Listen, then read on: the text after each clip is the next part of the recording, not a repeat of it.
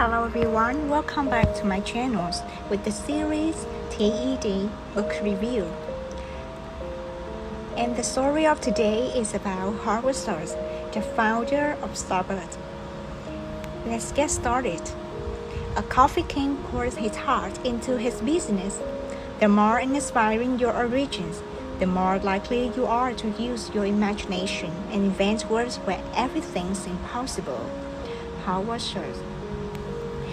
On a cold January day in 1961, Fred Schultz broke his ankle while working his job as a diaper service delivery man. He has hated the job, but losing it was worse. It would set him on a downward spiral. Fred's son Howard was 7 years old at the time and vividly remembers the accident. That image of my father, slumped on the family couch, his legs in the cast, unable to work or earn money, and ground down by the world. It still burned into my mind. Fred Schultz and his family has no income, no health insurance, no worker comp, and nothing to fall back on.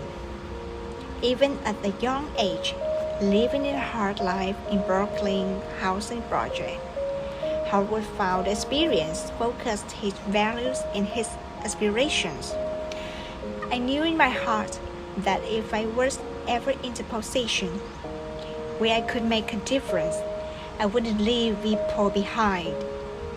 Today, as the CEO and the president of Starbucks, Howard Schultz is in the position to make a difference for more than 180,000 employees and their families. Howard Schultz often tells the story of his father to explain his company's mission and values. His father's story frames the why behind the company initiatives. Schultz's vision was to build a company that treats people with dignity and respect. The treatment his father was never shown. Coffee is what we sell as a product, but it's not the business we're in. So said, we're not in the coffee business. Well, we are as a product, but we're in the people business. It's all human connection. What would a company that is the people business look like? It would offer comprehensive health insurance, benefits for all employees, even part-time workers.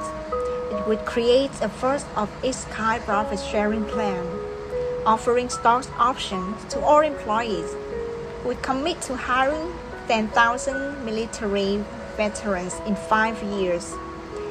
If Howard Schultz has built a company that was solely in the coffee business, the company would look far different than it is today, and most likely be far less successful.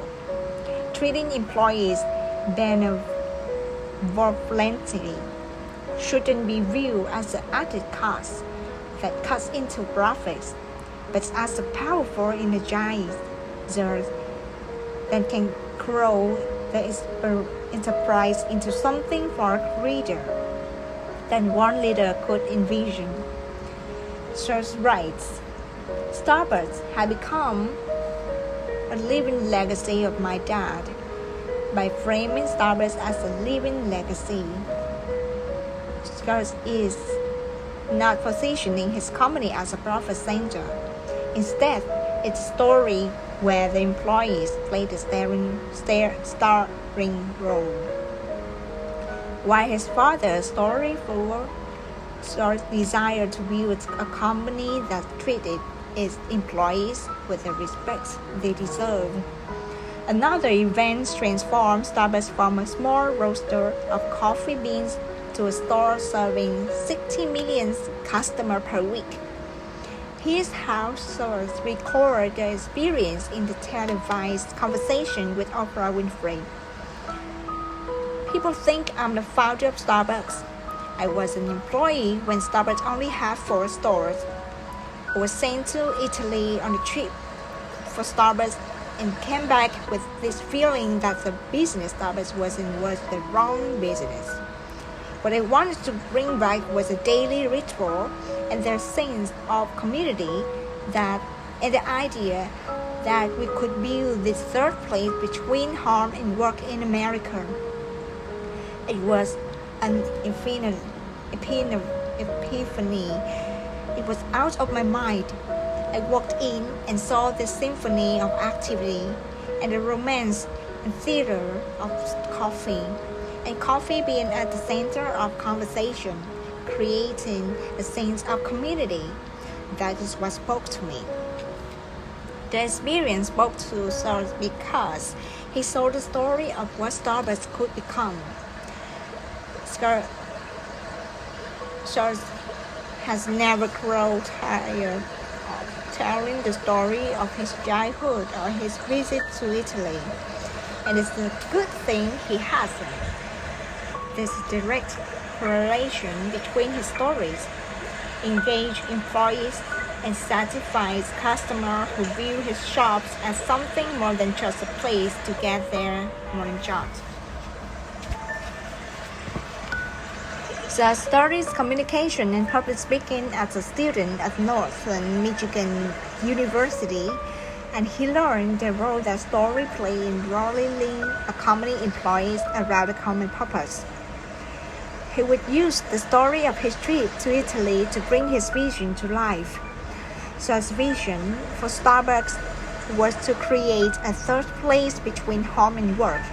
The story of his trip to Italy fills in the sensory details of what a completed vision looks and feels like.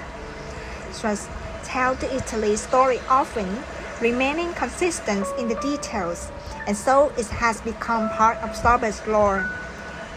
Here he is in an interview on the Great Disruptors on Bloomberg Television.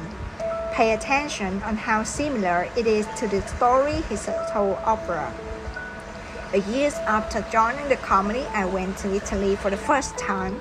You can't walk through any major city or town without running into a coffee bar and seeing the sense of community and romance and theater around its vessel.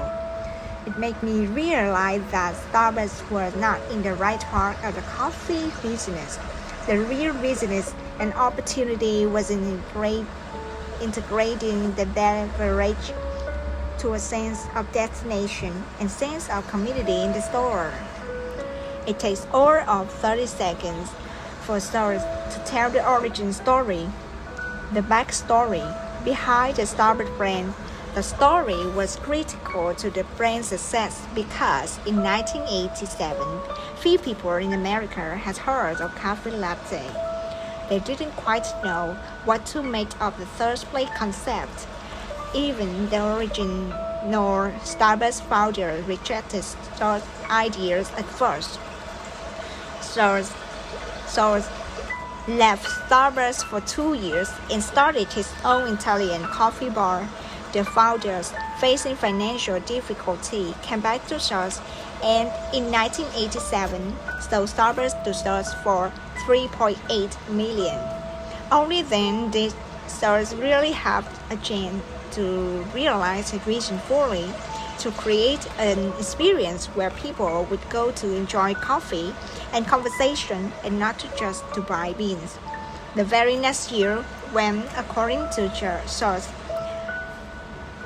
employer generosity has hopelessly out of fashion, Starbucks became one of the few companies to cover all of its workers under its health care plan, even part-time employees. What drove us then and now in the often stated goal to treat employees kindly. In return, they will reward you with service and loyalty. Regardless, it's the right thing to do. Once again, we come back to the theme of humble beginnings among the world's great storytellers. So realize that if his customer can see themselves in his personal story, they feel a stronger sense of connection of the storyteller and his brand. I want to inspire people to live their dreams. So says, I come from common roots with no silver spoon, no debauchery, no ornamentals. I dare to dream big dreams. I'm convinced that most people can achieve their dreams and beyond if they have the determination to keep trying. Okay, this is the part 1 of story about Starbucks and Hogwarts stores. See you in the next video. Thank you.